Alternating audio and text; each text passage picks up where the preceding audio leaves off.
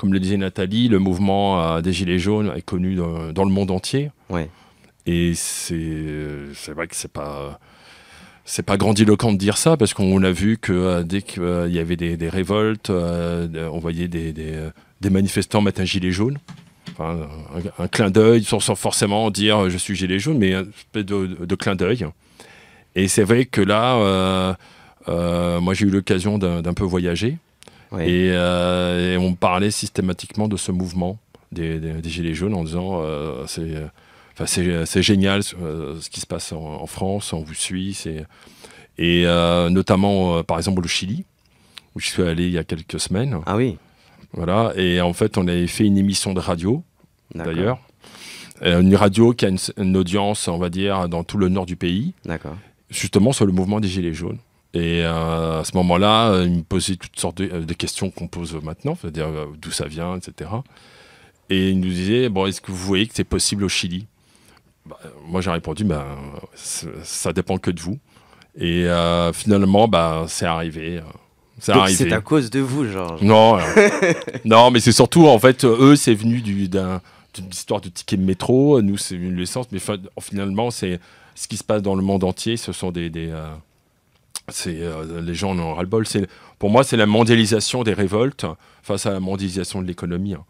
Finalement, on est tous pareils. Il n'y a pas de langue, de culture. On subit tous la même chose. C'est pour ça que finalement, les gens, ils viennent nous rejoindre, ils sont sympathisants, parce que finalement, ils disent, on galère dans le monde entier, en fait. C'est la même souffrance.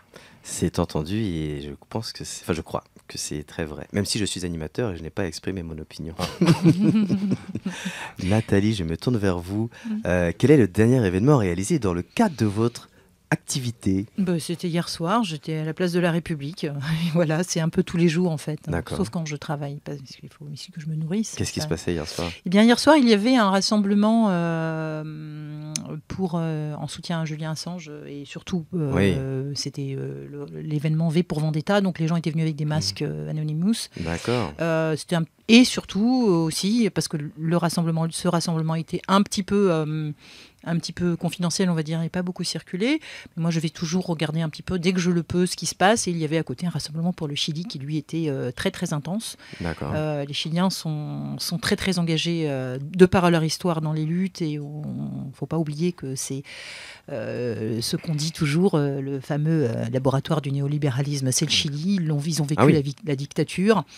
On a même vu un slogan hyper intéressant qui disait le néolibéralisme a commencé au Chili, il terminera aussi au Chili. Donc, raison de plus pour soutenir cette lutte. Donc, il y avait du monde hier soir. Il y avait aussi des Gilets jaunes qui étaient venus, quelques-uns.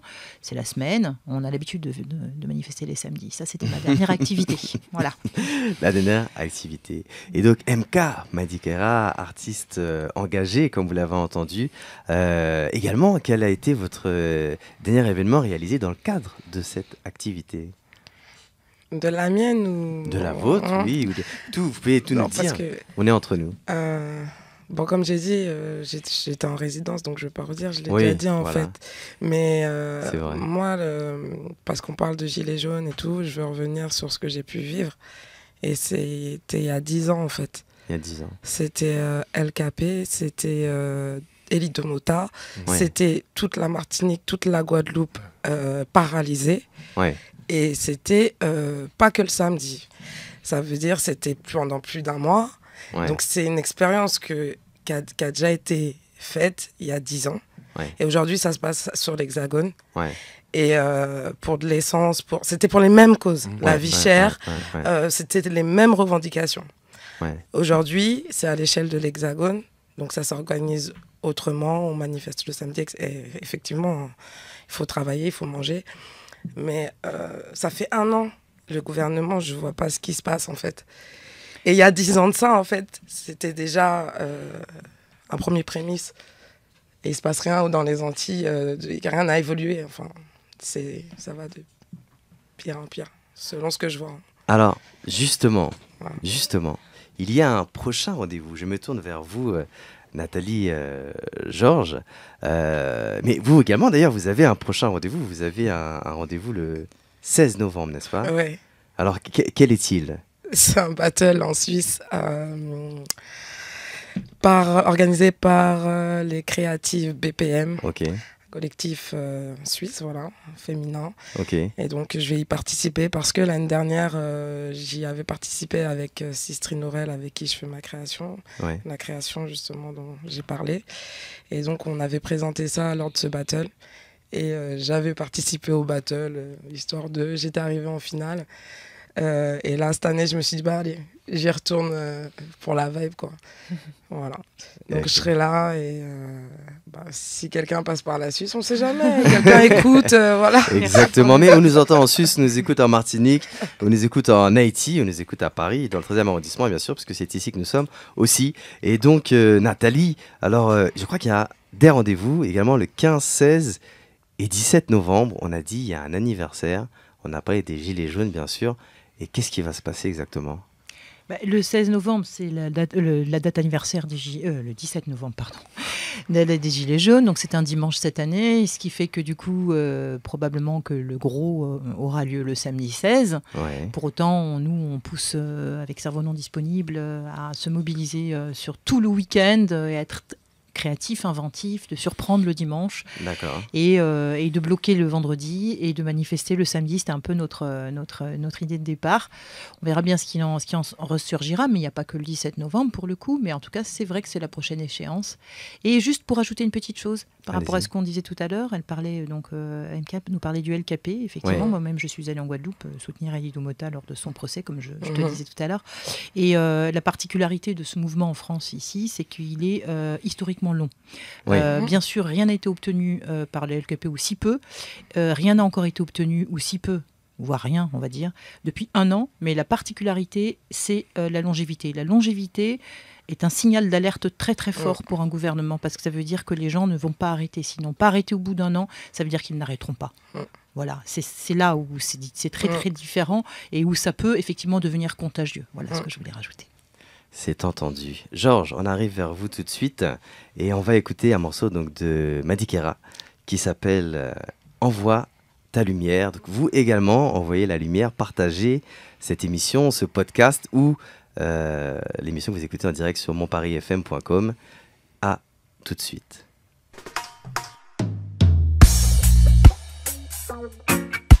Yeah, yeah.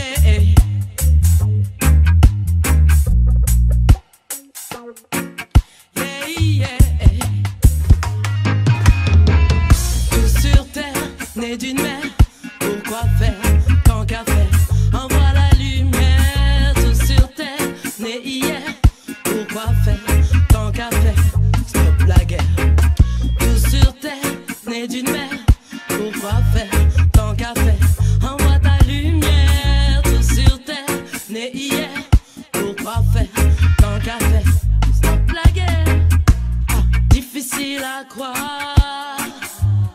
Difficile à faire, plus facile à dire, mais gardons les pieds sur terre. Un si fragile espoir, une si terrible misère. On connaîtra bien pire, mais on reste solide comme le fer. Réalité, yeah, pas BFM TV, non. Ils font gober ce qu'ils veulent, au final ça te rend de bé, oh, oh. Il faut stopper, ouais, tous ces dégénérés, ouais, qui braquent l'humanité à coups de loi et de tranchées. Mais tout sur terre, né d'une mère, pourquoi faire tant qu'à faire? Envoie la lumière, tout sur terre, né hier, pourquoi faire tant qu'à faire? Stop la guerre. Tout sur terre, né d'une mère, pourquoi faire tant qu'à faire? Envoie ta lumière, tout sur terre, né hier, pourquoi faire tant qu'à faire? Stop la guerre. Envoie ta lumière, envoie ta flamme, envoie le meilleur de toi-même et nourris ton âme et vois par toi-même. Essuie tes larmes, on continuera quand même avec l'amour pour arme. Donne-toi des repères, écoute le calme et entends la voix du divin. Les ancêtres qui te parlent, yes, ils feront toujours des manières. Scandales et drames pour nous empêcher de briller, ils inventeront tous les blâmes, oh, yeah. Tous les blâmiers, tous les blâmes, oh, yeah. Tous les blâmiers. né d'une mère. Pourquoi faire tant qu'à faire? Envoie la lumière, tout sur terre, né hier. Pourquoi faire tant qu'à faire? Stop la guerre. Tout sur terre, né d'une mère. Pourquoi faire tant qu'à faire? Envoie ta lumière, tout sur terre, né hier. Pourquoi faire tant qu'à faire? Stop la guerre.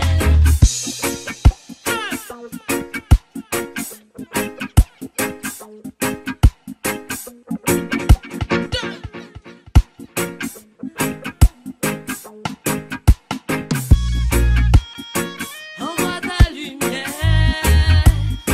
envoie ta lumière, envoie ta lumière, envoie ta lumière, envoie ta lumière, envoie ta lumière. Tout sur terre, né d'une mère. Pourquoi faire tant qu'à faire? Envoie la lumière, tout sur terre, né hier. Pourquoi faire tant qu'à faire? Stop la guerre. Tout sur terre, né d'une mère. Pourquoi faire tant qu'à faire? Envoie ta lumière, tout sur terre, né hier. Pourquoi faire tant qu'à faire?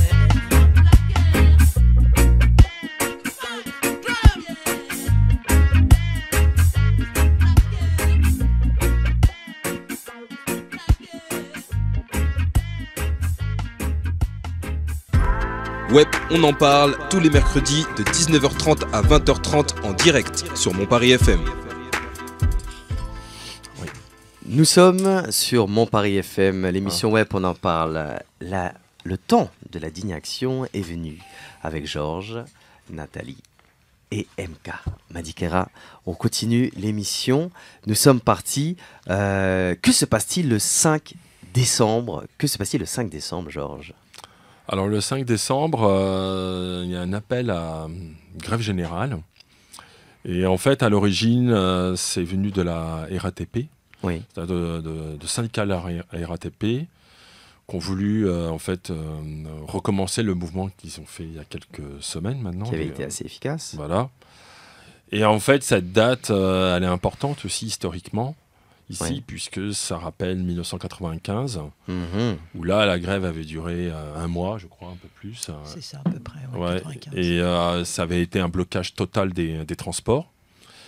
Et ça avait fait reculer le gouvernement.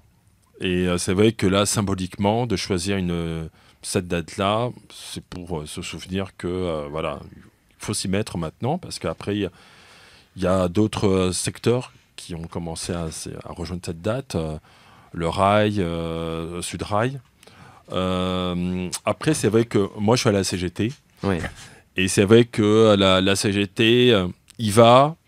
Bon, elle est un peu dans l'hésitation. Moi, je sais qu'on a ça un peu dans la structure, c'est-à-dire qu'il y a un appel, mais c'est-à-dire qu'en fait, c'est toujours le dilemme de se dire on y va le 5, mais après, ça dépend des secteurs, qu'est-ce qu'ils vont décider en assemblée générale, est-ce qu'ils reconduisent la grève ou pas. d'accord. Mais c'est vrai que nous, c'est vrai que dans notre boîte, on veut se mettre en grève le 5. Après, on décidera si on continue. Ouais. Mais c'est vrai que l'efficacité de la reconductible, de reconduire la grève, c'est de montrer au gouvernement que maintenant, bon, on ne va plus se laisser faire, notamment sur les retraites, mais pas que, hein, évidemment. C'est aussi le fait que, par exemple, la dernière assemblée des Gilets jaunes à Montpellier, là, c'est-à-dire que la structure, on va dire, qui rassemble tous les âgés des Gilets jaunes, Ouais. il y a eu un appel à rejoindre le 5 décembre. C'est-à-dire D'accord. de créer une convergence, de se dire, nous aussi, on est d'accord avec cette date, et on appelle tous les gilets à y rejoindre. Alors, après, sur quelle forme ça peut prendre, on verra. On va verra voir. bien. Oui, bon. À vivre, ça Oui, ça on verra arrive bien. tout de suite. Alors, pardon, Nathalie, j'ai une question à poser justement à MK, à Madikera. Le 5 décembre, serez-vous en grève? C'est-à-dire pas de musique alors? Bon, si tu me dis, est-ce que le 5 décembre, comme il y a grève, pas de musique, ça veut dire que je mange pas non plus. je marche pas, je fais rien. Ça rentre pas dedans. On n'arrête pas de vivre. Non, on n'arrête pas de vivre. Mais si je suis gréviste, moi je suis souvent gréviste. Hein. S'il y a des choses à revendiquer, je revendique. Hein, et je fais les bails, je fais les choses. Voilà. Mais il y aura musique s'il doit y avoir musique ce jour-là. Il y aura. Alors le 5 décembre, on va y revenir. Et je reviens également parce que, donc, vous voyez, dans cette émission, je parle du 15, 16, 17 novembre, je parle du 15 décembre, en fait, de ces mobilisations et de ces rendez-vous qui sont donnés. Et Nathalie, je m'adresse à vous également. Il y a une question que je me suis toujours posée, c'est est-ce que vous pensez que pour ces rendez-vous-là, les quartiers seront peut-être plus mobilisés, par exemple avec les Gilets jaunes, que précédemment? C'est une question. Alors, vous n'êtes pas censé avoir la réponse parfaite. Il n'y a pas de réponse parfaite, mais vous voyez, certains disent oui, il y a un peu un manque de représentativité, entre guillemets. On voit pas trop les quartiers présents avec les Gilets jaunes. Est-ce que là, vous pensez que c'est un rendez-vous, l'anniversaire, tout ça, qu'ils vont ils vont être parmi vous? Je voudrais juste dire une chose. La musique, comme le gilet jaune, comme n'importe quel symbole de lutte, qui est devenu un symbole de lutte, ce satané gilet jaune qu'on portait sur les pistes pour se protéger en cas d'accident et sur la route, c'est juste un symbole esthétique qui recouvre en fait une réalité de la souffrance de tous. Ouais. Tout le monde est gilet jaune. Les gens qui vivent dans les quartiers souffrent. Les gens qui vivent dans des villes souffrent. Les gens qui vivent à la campagne souffrent. Qui veut rejoindre la lutte? Il ne m'appartient absolument pas. Et certainement, je n'ai pas du tout de réponse. Tout ce que je sais, c'est que nous, en tant que militants, nous essayons de sensibiliser au maximum, non pas les quartiers, mais ceux qui n'ont pas suivi les quartiers pendant des années. C'est plutôt à l'inverse. Voilà. Donc, de sensibiliser sur toute cette violence à laquelle nous assistons aujourd'hui de la part du gouvernement et qui est dirigée contre ceux qui élèvent leur voix pour dire non, et de témoigner, en tout cas de se faire le relais de ce témoignage, que dans les quartiers, c'est quelque chose qui est vécu depuis des dizaines d'années. Voilà, c'est tout ce que je peux dire en tout cas. Exactement. Donc c'est vrai que la situation quand même... elle est dramatique, elle est critique à plein de niveaux, que ce soit dans la façon dont la société, certains acquis, certains outils qui étaient magnifiques, comme la RATP, la SNCF, plein de choses qui sont, on a l'impression, un peu détériorées par certaines décisions qui sont prises. Georges, vers où allons-nous s'il n'y a pas de révolution? Pardon, s'il n'y a pas de réelle évolution? Vers où allons-nous? Moi, je te dirais que en fait, nous, on est mobilisés depuis presque un an maintenant. Oui. Vis-à-vis des quartiers, j'ai envie de te dire, je rejoins Nathalie, c'est-à-dire que voilà, ça dépend de chacun. Et je pense qu'en fait, il y a quand même beaucoup de personnes qui sont sensibilisées à ce qui se passe le samedi. Oui. Maintenant, il faut voir un peu comment on est présenté dans les médias. Et moi, je connais un certain nombre de personnes qui hésitent à y aller. Parce que les médias, ils présentent quoi? Ils présentent des blessés. Ils disent, voilà, il a été blessé, il a été maltraité. Il y a des, ça fait peur. On montre des vitres qui disparaissent, des choses comme ça. Mais c'est vrai qu'en réalité, c'est une manière de détourner le message, parce qu'en fait, on préfère focaliser sur des bris de vitrines au lieu de voir que des personnes sont blessées, ils ont bernier, ils perdent leurs mains. Et en fait, ce que je veux dire par là, c'est que en réalité, quand on met le gilet, je me souviens, on était allé une fois à Beaumont-sur-Oise pour soutenir la marche du comité Adama. Oui. Et il y avait des jeunes qui voyaient avec nos gilets, on chantait la chanson. Une chanson qui a eu 1 million de vues, la toute première chanson des Gilets jaunes. Gilets jaunés. Je sais plus comment Gilets jaunés. Voilà. Et en fait, c'est ça. C'est-à-dire qu'en fait, on est identifié comme contestataire, comme un mouvement qui ne lâche pas. Et c'est vrai que pour répondre à ta question, là, moi, je pense que de toutes les manières, on le voit dans le monde entier. Hein, c'est-à-dire qu'après, à un moment donné... à force de pousser d'essayer de casser la corde des acquis sociaux, de pousser la corde du bien-être général. Après, on va se retrouver, le pouvoir ou les pouvoirs vont se retrouver à devoir gérer des contestations qui seront difficiles à gérer. On le voit au Chili, on le voit en Haïti aussi, oui. Où les jeunes continuent. Hein. Voilà, c'est ça. Ouais. Alors, justement, Nathalie, c'est bizarre, je fais un peu le tour de tout le monde. C'est l'interrogation écrite, quoi. Chacun a son prénom et ça doit intervenir. Tu gères. On essaye. on essaye. J'ai entendu casse, j'ai entendu casseur. Mais en fait, qui sont les vrais casseurs ? Vous avez donné la réponse, Jérémy. Qui sont les vrais casseurs? Mais les vrais casseurs, ce sont ces gens-là. Voilà. Édouard flippe. Les casseurs sont au gouvernement, les casseurs sont... Et bien évidemment, ce sont les actionnaires du capital. Bien évidemment que les casseurs, ce sont ceux qui détruisent notre planète et qui soumettent les gens, la population, et qui divisent la population, etc., etc. Voilà, j'aurais beaucoup de choses à dire sur ces casseurs-là. Et alors, vous, aux Antilles, c'était très délicat pendant cette grève du LKP. Comment vous l'avez vécu? Vous étiez sur place? Oui, moi je l'ai vécu, mais je l'ai vécu en Martinique. C'est-à-dire qu'en Martinique, le mouvement il est arrivé après la Guadeloupe. Ouais. C'est-à-dire que la Guadeloupe a mis l'impulsion pour la Martinique. C'était 5 février 2009. Ouais. Et du jour au lendemain, la population a décidé de revendiquer. Tout le monde était en rouge, pas en jaune cette fois. Et bien le rouge. Ouais, tout le monde est rouge pour la victoire. Voilà, ouais. Mais il y a eu des revendications, il y a eu des rassemblements, il y a des échanges. Mais aujourd'hui, je pense que les prix sont encore plus chers qu'avant la grève d'il y a 10 ans. Donc au final... La profitation est toujours là. La profitation est toujours là. Parce que LKP veut dire liénage contre profitation, ce qui veut dire alliance contre alliance, liénage. Alliance contre le profit. Contre le profit, exact. C'est ça. Eh bien, il y a Rost, un artiste rap, mais également maintenant journaliste sur une grande chaîne que nous n'allons pas citer. J'ai dit grande, peut-être par la taille. Voilà. Mais Rost, dans l'action concrète, également avec une association, j'invite à vous renseigner sur ses activités. Il faisait du rap, il a sorti un titre qui s'appelle Rêve Solution. Attention, c'est parti, c'est aiguisé, c'est efficace.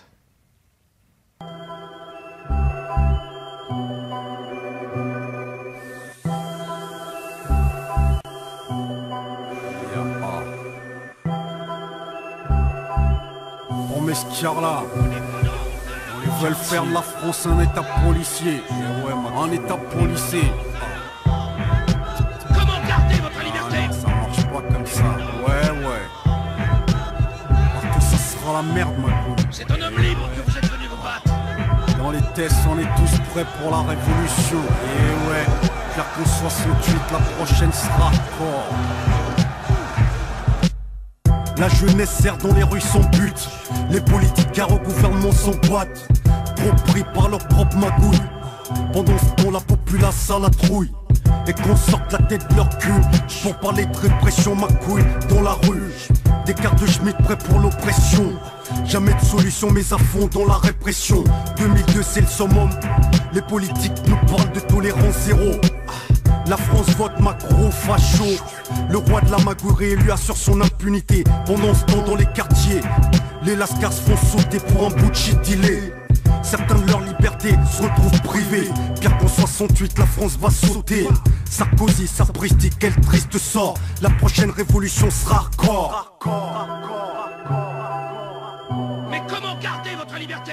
Révolution, mets la star dans les cités. Révolution, on sera tous dans la rue. Révolution, pire qu'on met 68. Révolution, la prochaine sera hardcore. Révolution, mets la star dans les cités. Révolution, on sera tous dans la rue. Révolution, pire qu'on met 68. Révolution, la prochaine sera hardcore. Pour les crimes d'État, aucune répression. Pour les magouilles politiques, aucune répression. Puis à la mémoire de Riyad Amlaoui, tombé sous les balles du policier impuni. Leur son de la justice aussi pas que leur visage. Sans la rac animé sur la page. pas de justice pour être père, gros. Le combat sera rude dans les cités, constate les faits. Cerveau sous pression, absence de réflexion. Jeunesse en ébullition, danger pour la populace. Dans les quartiers, tous prêts pour une nouvelle révolution. Justice pour tous sans condition. Message avant l'orage, prends ça comme une pétition. Jeunesse en action, plus active du plutonium. Bombe à retardement, chargé à bloc d'uranium enrichi en haine.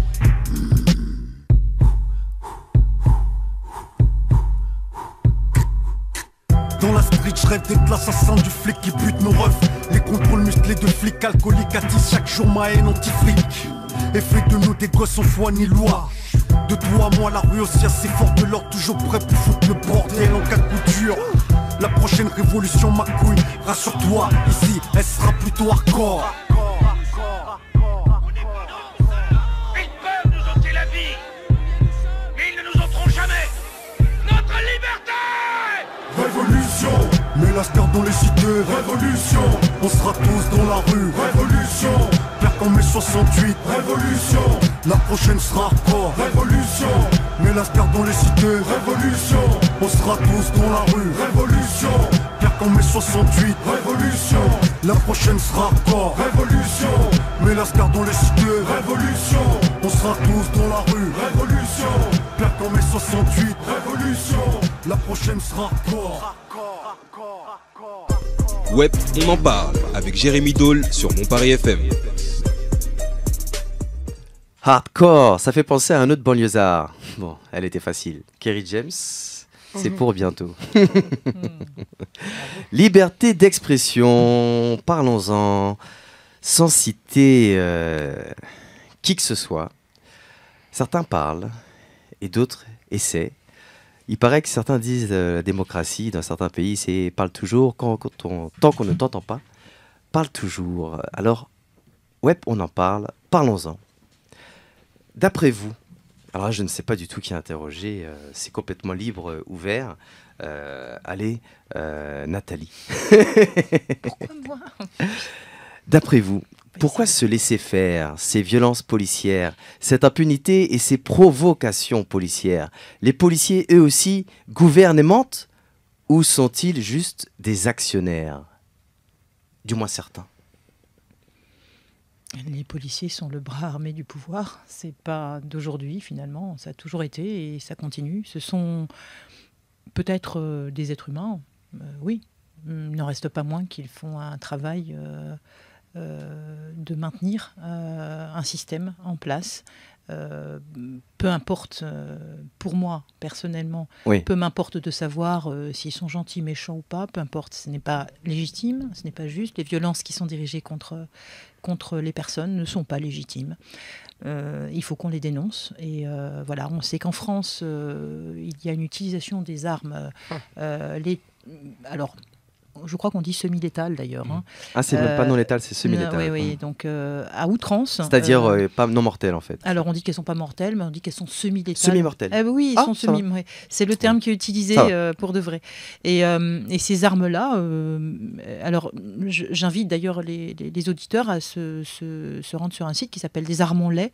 Désarmons-les tout simplement. Hein. Ça se trouve facilement, qui répertorie un petit peu tout ça et montre un petit peu ce qui est fait en France. Amnesty International a dénoncé, la Ligue des droits de l'homme a dénoncé. On se retrouve aujourd'hui avec des mouvements sociaux où des observateurs de la Ligue des droits de l'homme sont mis en garde à vue, ou des enfants qui passaient se font arracher une joue, ou des personnes perdent une main, un bras. Voilà. Avec des pays qui s'intéressent aux violences qui sont commises en France, et qui s'intéressent à ça, mais qui font le taf à l'étranger, mais pas en France. En France, on n'a pas de médias. Les grands médias dont vous parliez, les mainstream, ce qu'on appelle nous les mainstream, qui sont finalement des médias qui ont pignon sur rue et qui commencent un petit peu, des fois, à s'intéresser un peu à ça, c'est vrai. Malgré tout, c'est encore très très timide, et pour cause, on se pose la question. Donc nous, on lutte sans merci contre ça, oui, on dénonce. Alors, gardons la paix, hein, parce qu'on parlait de policiers, ce sont des gardiens de la paix, n'est-ce pas? Pas de justice, pas de paix. Mais nous, gardons la paix, gardons la paix. Georges, la liberté d'expression, aujourd'hui on a parlé des médias mainstream, on a parlé de la division. Une question surprise, est-ce qu'on nous pousse à la guerre civile? De toute façon, moi je te dirais, moi je pense que le pouvoir tend à ça, parce que à la rigueur, je me souviens d'un titre d'un auteur qui s'appelle Mathieu Rigouste, qui parlait de je ne sais plus quel titre, c'était pour moi c'est une guerre de basse intensité dans le sens que pour l'instant le pouvoir, quand on parle de semi-létal par rapport aux armes, c'est pas des armes létales comme on voit dans d'autres pays, Oui. où le même type de révolte engendre des morts. Oui. Là, c'est pas le cas en absolu, puisqu'il y a quand même eu Zineb qui a été Oui. quand même abattue chez elle en plus. Il y a eu des gilets qui sont morts sur les ronds-points, mais c'est vrai que pour moi, cette guerre civile existe déjà dans pas mal de quartiers. On en parle de plus en plus, mais je veux dire, il suffit de voir l'actualité, par exemple, du Parisien qui dit tiens, un jeune est mort, on sait pas, il a fait exprès parce qu'il n'avait pas son casque. Enfin, je vois que les ordres de tir à balles réelles disent, donc on est une situation en fait de presque de se dire bon, on se lâche. Mais c'est vrai que la guerre civile en tant que telle, je pense que le pouvoir, lui, est prêt à un moment donné de se dire bon, il faudra réprimer plus sévèrement parce que la situation va devenir pour eux intenable. Je vais donner c'est leur pouvoir qui est en danger, en fait. Un petit exemple de la réforme de l'assurance chômage. Ce qu'il faut savoir, c'est que des milliers de personnes ne vont plus avoir de l'allocation comme ils l'avaient auparavant. C'est un signe qu'à un moment donné, les gens ne vont plus l'accepter. Et effectivement, nous, on est des gilets, on a toute notre plateforme revendicative. Des personnes qui ne manifestent pas pourraient manifester, mais autrement. Parce qu'à un moment donné, quand tu touches au pain, au quignon de pain dans ton frigo, là, ça devient dangereux pour le pouvoir. Et là, on voit qu'on passe à une autre étape. Et je te dis, moi, il suffit de voir en Irak, en Haïti, les gens, ils se libèrent. Donc en face, là-bas, en face, ils se libèrent aussi. C'est-à-dire qu'à un moment donné, ils disent, il n'y aura plus de LBD, il n'y aura plus de tout ça, ça sera à la balle réelle. Mais à la rigueur, j'ai envie de te dire, à un moment donné, les gens ont tellement marre, ont tellement la rage, que les choses se font naturellement, même si c'est fait avec... de manière terrible, mais à un moment donné, il n'y a plus le choix. Je veux dire, nous, on a eu la Commune de Paris, et tu vois, le peuple de Paris s'est soulevé parce qu'ils en avaient ras-le-bol, tout simplement. Tu vois, c'est pour ça que parfois on parle de la Commune de Paris comme un exemple. Alors, attention, moi et mes gros mots, MK Madikera, question spéciale, comment dire, les policiers, le fouet des esclaves modernes, les gilets jaunes, les nouveaux nègres marrons, c'est pas la même chose, bien sûr, mais est-ce que vous pensez qu'on est en ce moment face à une lutte de libération? Ta question, attends. Tu m'as dit les policiers y a pas... et après lutte de libération. Oui, je fais des images, fouet, voilà. Non, c'est-à-dire que j'ai l'impression qu'il y a des gens qui se rebellent, en fait, et puis on leur crève des yeux quand même. Je veux dire, quand on tire avec un LBD et qu'on touche le visage, voilà. Alors excusez-moi d'être journaliste militant, mais j'ai le sentiment qu'il y a des journalistes militants aussi, militants de la langue de bois, militants des multinationales pour lesquelles ils travaillent. Et si on parle de liberté d'expression, il y a des journalistes qui se permettent d'exprimer leurs opinions. J'essaie de ne pas le faire trop, mais je pose simplement des questions. Ouais. Il faut qu'il y ait cette révolte-là. Ça va prendre du temps, c'est sûr. Mais aussi, pendant ce temps-là, la police, les forces de l'ordre évoluent dans un sens qui est de pire en pire, en fait. N'importe qui peut marcher dans la rue et être victime de violences policières. Oui. Et ça, c'est vraiment un problème. C'est inadmissible, c'est pas possible. C'est des pères de famille, des enfants qui ont l'air comme qui sont comme des bébés. Ils ressemblent à des hommes, mais voilà, ils vont en garde à vue, tout ça, parce qu'ils ont des têtes de Renois ou de Rebeux, ou ça passe pas, quoi. Et puis on veut casser sur la population, quoi. Et c'est plus possible. Parce qu'on est, juste pour finir, face à la police, toutes les personnes qui sortent pas, on est trop. Donc, un jour, ça peut exploser vraiment. Et ça peut être très sale. Mais la police, c'est des gens du peuple, finalement. Donc, est-ce que, encore une fois, on n'est pas dans la division du peuple contre peuple qui protège certains et d'autres qui battent d'autres. Enfin, c'est très particulier. Et dans cette situation, il y a une lettre qui a été lue, partagée, qui a même provoqué une censure. Est-ce que Nathalie, vous pouvez nous en parler? Oui. Nous avons publié une lettre qui s'appelle Lettre à Cléone. Et cette lettre nous a valu d'être à nouveau censurée par Facebook. La première censure avait donc Cerveau non disponible. La première avait eu lieu lors du contre-sommet du G7, comme par hasard. Cléone est une esclave. Donc Facebook a estimé que cette lettre était un appel à la haine.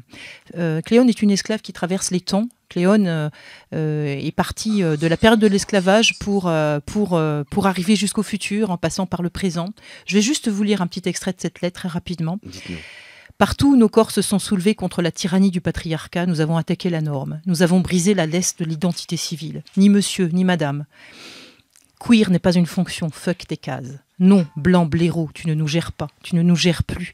Nous poussons sauvages. Au fil des luttes, notre puissance ne cessait de se renforcer. Avec nous, la mémoire des femmes assassinées par les bourreaux du patriarcat, celle d'Adama Traoré, de Marielle Franco, de Steve Maya Canisso, de Zineb Redouane. Avec nous, les milliers d'hommes, de femmes et d'enfants disparus dans la Méditerranée. Chaque fois que nous nous sommes relevés, nous avons intensifié nos désirs, notre somme, notre histoire, nos liens, et nous avons gagné. Voilà la fameuse lettre qui nous a valu donc des signalements d'autres internautes pour appel à la haine. Donc voilà, vous voyez la division, vous en parliez Jérémy, Oui. On est vraiment en plein dedans. Et voici ce que je voulais vous dire. Eh bien, c'est entendu. J'espère que ce sera partagé. Vraiment. Parce que cliquer sur j'aime, c'est cool. Dire ah, c'est intéressant, c'est sympa. Mais partager, c'est efficace et on a besoin de partage pour rassembler. Attention, c'est pas une émission qui appelle à la révolution, c'est une émission qui appelle à l'évolution. Et un certain Kerry James, n'est-ce pas, qui a sorti un film banlieusard sur une chaîne que je ne citerai pas. Je n'ai pas vu d'ailleurs encore, mais je vais essayer de le voir bientôt. Il a écrit une lettre à la République, puisque nous parlons de lettres. Et cette lettre, je vous invite à l'écouter. À tout de suite.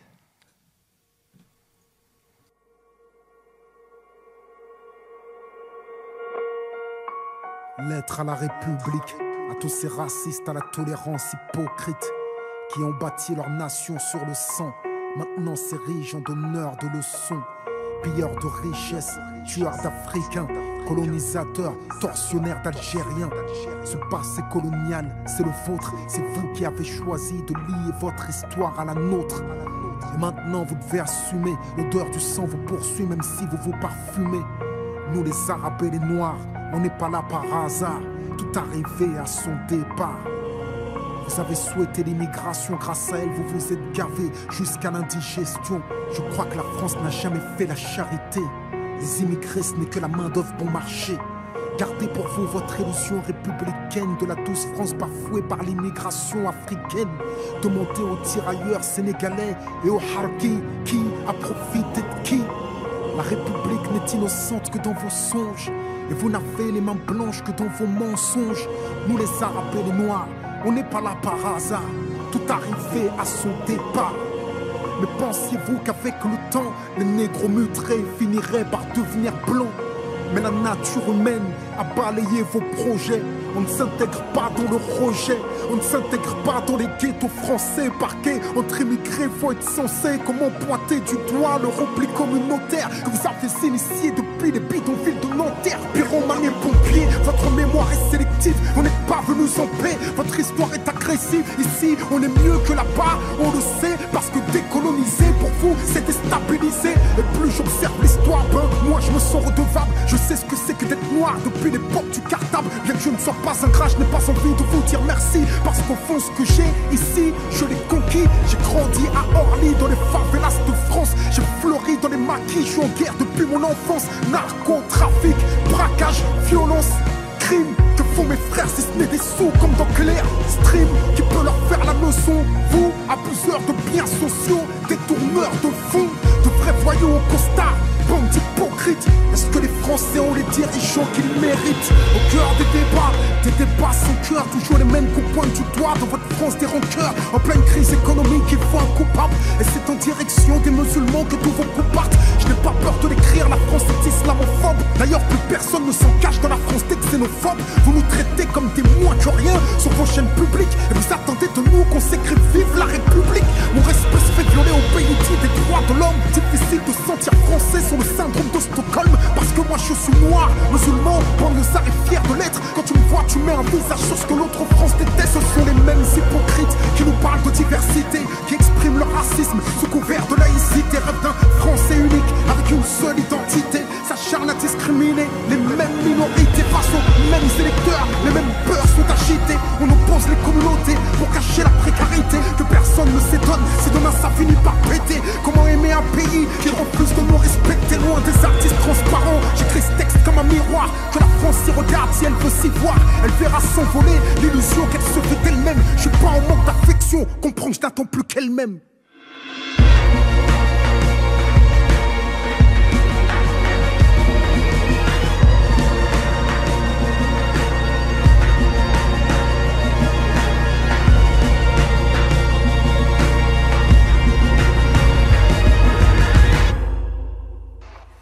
Web, on en parle, l'émission qui donne la parole aux acteurs de changement sur Montparis FM. Web, on en parle, et oui, on en parle, on en a parlé, on va continuer, c'est la dernière partie de blabla de l'émission.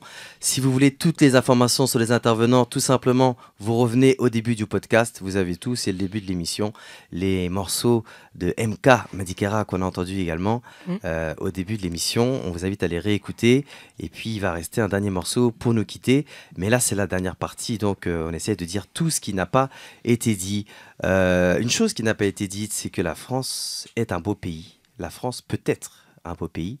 La France, c'est liberté, égalité, fraternité marquée sur nos bâtiments. Et l'objet de cette émission, pour moi, pour vous le partager, c'est que ces 3 mots doivent être pratiqués. Voilà, bon ça c'était un message perso. Donc ce que je voulais maintenant partager, c'est... alors vous savez, cette entreprise-là de transport ferroviaire, on entend souvent le terme preneur d'otages. Mais qui sont-ils les preneurs d'otages? Est-ce ces personnes qui se mettent en grève et qui bloquent des gens pendant un moment? Est-ce malheureusement des choses dramatiques que l'on a vues au Bataclan? Est-ce les médias preneurs d'otages, d'informations, du moins les médias mainstream qui ne nous disent pas tout? Levez la main si quelqu'un veut intervenir. Je tourne la caméra vers Nathalie. Dites-nous tout. Mais moi, je pense tout simplement que c'est un faux débat. Il n'y a pas de preneurs d'otages, effectivement, sauf ceux dont vous parliez. Donc la deuxième, évidemment, on sait qui sont les preneurs d'otages. Ce sont les gens qui pratiquent le terrorisme et qui provoquent, qui prennent des otages. Oui. Pas les grévistes. Les grévistes, ce sont des travailleurs qui exercent leur droit de grève, tout simplement, oui. Parce que c'est pour l'instant encore un droit, même s'il a été... quand même très sérieusement écorné dans les dernières années. Et moi, je dirais que... Dernières semaines, pardon, même aussi. Avec, et les dernières semaines, mais les dernières années, parce que je pensais aux lois Diard et bien sûr également aux nouvelles lois sur les nouvelles lois sur les syndicats, le rétrécissement du droit syndical, etc. On ne va pas épiloguer là-dessus, mais moi, je dis simplement que le droit le plus absolu du travailleur et dans le travailleur, dans la notion de travailleur, il y a aussi ceux qui sont privés de travail, ce sont aussi des travailleurs privés de travail. Pour le coup, tous, autant qu'ils sont, autant que nous sommes, travailleurs, non-travailleurs, jeunes, moins jeunes, grands, nous pouvons encore exercer notre droit de dire non, et ça s'appelle le droit de grève. Alors qu'on taxe les cheminots qui essayent finalement de sauver le bien commun, c'est-à-dire un service public qui sert à tous, et qu'on puisse leur reprocher de lutter pour leurs petits droits à eux. Moi, je m'excuse, mais quand je prends le RER B, je vois tous les jours que c'est une ligne qui est complètement... 900 000 passagers par jour, et c'est une ligne qui est complètement à l'abandon, qui est constamment en travaux, en panne, etc., avec des gens qui arrivent en retard au travail, qui sont excédés, et ça c'est pourquoi? C'est parce que la SNCF ne met pas les moyens suffisants pour fournir un service public de qualité. Alors on dit oui, il faut privatiser. Eh bien écoutez, quand ce sera privatisé, ce sera trop tard. Je suis très ennuyée d'avoir raison quand je dis des choses comme ça sur ce qui va se passer. Ce sera bien trop tard quand la SNCF sera privatisée, privatisé, ce qui commence déjà à être le cas. Je ne suis pas une spécialiste de la SNCF, je parle en tant qu'usagère. Hein. Alors, je peux parler en tant que cheminot, si vous voulez. Par exemple, et moi, je pense que si on doit, tout comme la santé aujourd'hui, le transport doit rester un service public, et l'éducation, merci à toi, doit rester un service public. Donc, les cheminots se mettent en grève pour maintenir ce service public. Il nous appartient de se coaguler autour de ce mouvement, de le soutenir, de le faire grossir, d'y joindre, comme il se passe déjà, d'y joindre les autres secteurs qui sont touchés, comme la santé, l'éducation nationale, etc. Et de faire un mouvement national. Alors, ce sera sur les retraites, bien sûr. Mais ça sera le déclencheur, les retraites. Pourquoi pas ? Pourquoi pas ? C'est un sujet important. Alors, je fais juste une petite parenthèse pour mes collègues. Petite parenthèse, code de déontologie. Petite parenthèse, puisque je n'ai pas le droit de m'exprimer de cette manière-là, mais juste pour, non pas défendre, mais partager quelques informations. Effectivement, il semblerait que certaines décisions prises par cette entreprise ferroviaire sont pour la plupart politiques, en fait, et donc imposées par d'autres. Et que celles et ceux qui décident ont certes beaucoup d'années après leur bac, mais peu d'expérience sur le terrain. Et donc, ce qui est fait est souvent fait au détriment des anciennement usagers, actuellement clients et futurs je ne sais pas comment les appeler, puisque lorsque les trains sont bondés, il faut quand même avoir conscience que c'est pire que des animaux qui vont à l'abattoir, puisque les animaux qui vont vers un abattoir ont un espace privé. Alors que là, vous êtes encore plus collés, et quand on est dans un train bondé et que personne ne parle, c'est bien la preuve d'un manque d'humanité. Voilà, donc ça c'était juste pour... Et puis quand le train est bondé, je vais juste rajouter quelque chose, parce que moi ça m'énerve. Quand le train est bondé et que tous les couloirs sont vides et que les gens sont devant et qu'on ne peut pas monter, non. Arrêtez d'être égoïstes les gens. Arrêtez, rentrez au fond. Mais c'est vrai. C'est vrai. Voilà, exactement. Je voudrais rajouter une chose aussi. Allez-y. On parle moi je parlais du métro. Oui. Et alors le métro, ce qui est formidable, c'est que on revient à Santiago du Chili. Là, le mouvement il a débuté. Pourquoi ? Parce que ce sont à propos du ticket de métro qui a augmenté. Parce que ce qu'il faut savoir là-bas, c'est que le métro est privatisé. Tout est privatisé là-bas au Chili. Mais c'est super alors. Voilà. C'est ce qui arrive en France. Alors, et ça voilà, se passe bien. c'est-à-dire que tu prends ton transport, t'es pas aidé par personne. Tu prends une carte, c'est pas comme ici, ton passe Navigo, tu peux faire autant de voyages que tu veux. Là, t'as 10 voyages, après tu dois repayer. Donc ça se coûte extrêmement cher. Quand est-ce qu'on fait des lycéens ? C'est des lycéens en fait qui sont en révolte contre l'État chilien depuis beaucoup de temps. Ils ont dit aux voyageurs, fraudez, ne payez plus, fraudez, sautez les tourniquets. Alors, et tout le monde l'a fait, tous les gens, on voyait des films, on voyait des gens, ils sautaient. Et ça a débuté comme ça, le mouvement de révolte. Et c'est vrai que pour moi, c'est une sorte de désobéissance civile qui, à un moment donné, fait que les gens, ils en ont ras-le-bol parce que c'est vrai que le droit de grève, et moi je pense aux femmes de ménage d'un hôtel qui se trouve au Batignolles. Oui.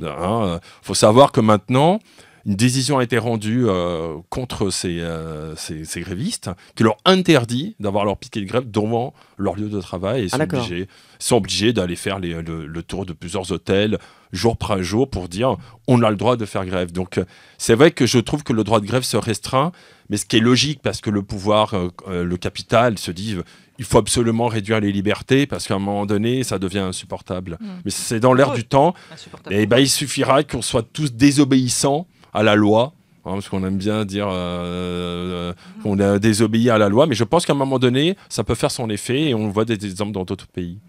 Alors, attention, petite parenthèse info, attention parce que le titre de transport, c'est votre assurance. Donc si vous avez un accident dans le train, vous n'êtes plus assuré. Alors, par contre, il est tout à fait possible de s'organiser, de contester et de faire pour que les choses changent. Par exemple, des propositions, demander au MEDEF qu'on étale les heures de pointe, c'est-à-dire que les gens commencent soit plus tôt, soit plus tard, pour qu'il n'y ait pas seulement autant de personnes entre 8h et 9h30. Et oui, réorganiser, pourquoi pas la société, puisqu'on parle de tout cela. Pourquoi le MEDEF ? Changeons de paradigme, c'est-à-dire les grands patrons, n'est-ce pas eux qui décident, qui organisent les temps de travail, et demander à toutes les entreprises, voilà. C'est pas mes potes, j'ai pas le contact, mais voilà, je sais pas si on a entendu la proposition, tac, étaler l'heure de pointe pour qu'il y ait moins de monde entre telles heures et telles heures, puisque si vous prenez le train vers 9h30, 10h, il y a moins de monde. Voilà. C'est pas faux. Voilà, donc proposition comme ceci. Alors, l'émission va toucher à sa fin, c'est passé très très vite. S'il y a quelque chose qui n'a pas été dit, on va le dire maintenant. On va faire le tour de cette manière-là. Donc, Georges, on va finir avec vous si vous voulez bien. Nathalie, déjà, MK Madikera. Et je reviens avec vous pour rappeler les rendez-vous des 15, 16 et 17 novembre. Donc, c'est l'anniversaire, 1 an. 1 an déjà, ou 1 an seulement, ou 1 an, waouh, c'est long. L'anniversaire du premier rassemblement des gilets de couleur jaune. Bah écoute, de toute façon, parce que c'est un anniversaire, moi je pense que c'est juste la lutte qui continue, tout simplement. Et elle a débuté il y a très longtemps, elle prend cette forme-là. On met un gilet. Avant, on mettait autre chose. Hein. Enfin, on était rouge, on était un drapeau noir, drapeau rouge. Enfin, là, c'est un gilet, mais pour moi, c'est la lutte des classes qui continue, qui prend cette forme-là, qui peut prendre d'autres formes. Je pense qu'en fait, là, c'est juste à s'intensifie maintenant, parce qu'en face de nous, on a un pouvoir, on l'a rappelé par rapport au service public, qui se dégrade. Donc la lutte des classes s'intensifie, et elle ne va pas s'arrêter, elle va s'amplifier, et moi, je salue donc les grévistes en lutte à l'hôtel des Batignolles, au Chronopost aussi, sans papier, qui dorment sur des tentes 24 heures sur 24. Aïe. Enfin, il y a des vidéos sur RATP, Chronopost, Pôle emploi, là, SNCF, sur partagelinfo.com. Voilà. Donc c'est important de dire qu'en fait, la lutte des classes, elle est très vivante. Quelqu'un comme Macron croit à la lutte des classes finalement, mais je trouve que nous on n'y croit pas assez. On ne croit pas qu'on est en lutte. Il faut croire qu'on est en lutte. On est en lutte contre un pouvoir, on est en lutte contre un système. C'est très dur. Il y a des blessés, il y a des mutilés, mais c'est logique parce qu'en face de nous on a un système qui va rien donner, qui arrache tout déjà, mais qui va rien donner. Il faudra l'arracher d'une manière ou d'une autre. On n'aura pas le choix. La liberté ne se demande pas, paraît-il. Nathalie, y a-t-il quelque chose qui doit être dit, entendu, qui n'a pas été dit et entendu? L'état d'urgence qui nous fait oublier des tas d'urgences. Aujourd'hui, on est dans une situation qui est vraiment... à la fois désespérée et pleine d'espoir, parce qu'on est tellement arrivé au bout que on ne peut plus que se remettre debout, et c'est ce qu'on va faire. Moi, c'est tout ce que j'ai envie de dire pour le moment. Très bien, merci. Ce soir, en tout cas. Merci à toi. Beaucoup. Merci Nathalie. MK Madikera, un rendez-vous également, un artiste reggae hip-hop engagé. Au début du podcast, vous pouvez l'écouter, découvrir sur YouTube et autres. Rappelez-nous le concert et où on peut vous écouter, s'il vous plaît. Ok, merci de m'avoir invité déjà à l'émission. Avec grand plaisir. Et on pourra me retrouver le 30 novembre à Bagneux au Festival Caravelle pour la présentation d'une création avec Sistrine Aurel, danseuse. Et plus près au niveau de la date, le 16 novembre, mais ce sera en Suisse pour un battle organisé par les créatives, voilà. Et puis je vous souhaite une bonne soirée à tous. Merci d'avoir écouté l'émission. Merci à vous tous et à toi, MK. Merci. Merci beaucoup. Je me dépêche de terminer l'émission, de libérer l'antenne, en vous disant que bien sûr, il y a également rendez-vous le 5 décembre. Rendez-vous avec notre avenir. Le 5 décembre, grève générale. Interpro, qu'est-ce que c'est? Interpro, c'est la convergence, l'alliance des luttes, c'est la cristallisation autour d'une cause de tous les secteurs qui sont concernés. C'est entendu. Attention, un rendez-vous à venir le 11 janvier 2020. 11 janvier 2020, déjà 10 ans. 10 ans déjà, on vous en dira plus. L'union fait la force. Faisons-la. Georges, merci. À bientôt, au revoir. Merci de m'avoir invité. Avec grand plaisir. Merci pour votre participation. Nathalie, merci beaucoup. Merci à vous, Jérémy. MK Madikera, merci beaucoup. Merci. Vous toutes et tous qui avez écouté, surtout celles et ceux qui vont partager, merci beaucoup. Prenez soin de vous, prenons soin de nous. Et pour nous quitter, nous allons écouter un morceau de IAM. Et oui, je suis Révolution. Je vous souhaite une excellente soirée. Merci d'avoir écouté le podcast et de le partager encore une fois. Prenez soin de vous, prenons soin de Révolution, à la seule condition qu'on garde en mémoire qu'elle constitue un rêve d'évolution. La révolution est sur les rails et on prie. Ça ne sert à rien de me demander son prix. Il ruine tout pendant que nous on construit. C'est de l'avenir et pas le passé conçu. Le rêve d'évolution. La révolution. Yes, le rêve d'évolution. La révolution. Parler d'avenir à quoi bon si on fait du surplace, figé, statue de glace, que le soleil efface, bouger c'est ça, l'astuce c'est le mouvement perpétuel et peu importe si le vent change de camp, j'entends laisser le temps au temps, ce qu'on nous vend c'est l'immobilisme, surtout on bouge pas, on pense pas, et si la chance nous vise, on la tente pas, la case, le métro, le taf, le métro, la case, le pion doit rester plomb, alors sur nos cases il pose des gages, dur de toucher les nuages, quand l'esprit est dans le béton, comment tu veux regarder le ciel quand t'as la tête dans le guidon, pendant que sur la grande place parade, leurs idées rétrograde. On se regarde de travers, on va même se faire des croche-pattes à la première occasion. À ça on sait le faire tout seul, on a besoin de personne pour finir écrasé au sol. On trouvera toujours quelqu'un à blâmer, ça c'est facile. Comme ça on leur mâche le travail, eux n'ont qu'à rester assis comme un vieux père assis. Nos vies s'effritent chaque jour un peu plus, ratons pas le bus. On sait tous qu'il n'y aura pas de bis, il y a trop de vis dans les cœurs pour qu'on puisse parler d'union. Trop de crainte, trop de peur, trop de haine, trop de plomb, trop de vide. Ça laisse la place aux nocifs, regarde-nous résister aux vagues bien accroché au récif. J'ai fouillé dans chaque buisson, j'ai pas trouvé de solution. J'ai donc rejoint le camp de ceux qui rêvent évolution. Ce n'est pas le grand ni le puissant qui nous fait lever tôt, ni l'amour abusé pour les métaux. On peint les jours noirs comme on colorait les rames du métro et réciter les poésies du ghetto. Ce n'est pas le grand ni le puissant qui nous fait lever tôt, ni l'amour abusé pour les métaux. Mon Dieu, prends-nous en pitié, j'en vois de partout c'est trop. Plein de gens en bois comme Gepetto. Behold the revolutionists. Bring the power back to the street where the people live. My revolution is real. Everyday struggle. Révolution. Révolution. Révolution.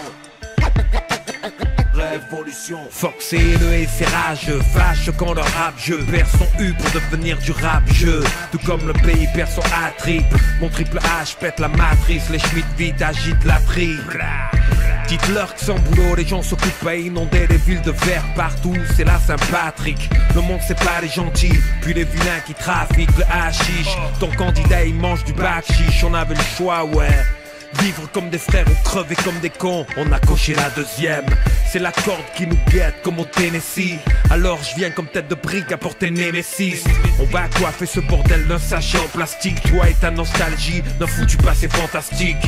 C'est ce qu'on mérite, on est en vie et on périt, on est on chérit. Pour les quitter, chacun veut son shérif. Le bon MC c'est donc un mec qui bastonne. Une bonne com, c'est remporter la course à la phrase conne. Un flow classique Brownstone. Tu captes pas le sens de mes rimes, va les trouver classé à monstre.com. Le train vers le futur attend, j'ai déjà mon ticket. La révolution et dans les cœurs ce n'est pas compliqué. Ils réduisent le rap, on veut le rendre colossal. Pieds dans le vécu, les fils de Prolo savent. Ce n'est pas le grand ni le puissant qui nous fait lever tôt, ni l'amour abusé pour les métaux. On peint les jours noirs comme on colorait les rames du métro et réciter les poésies du ghetto. Ce n'est pas le grand ni le puissant qui nous fait lever tôt, ni l'amour abusé pour les métaux. Mon Dieu, prends-nous en pitié, j'en vois de partout c'est trop. Plein de gens en bois comme Gepetto. Rêve. Évolution. Rêve. Évolution. Mon Paris est fait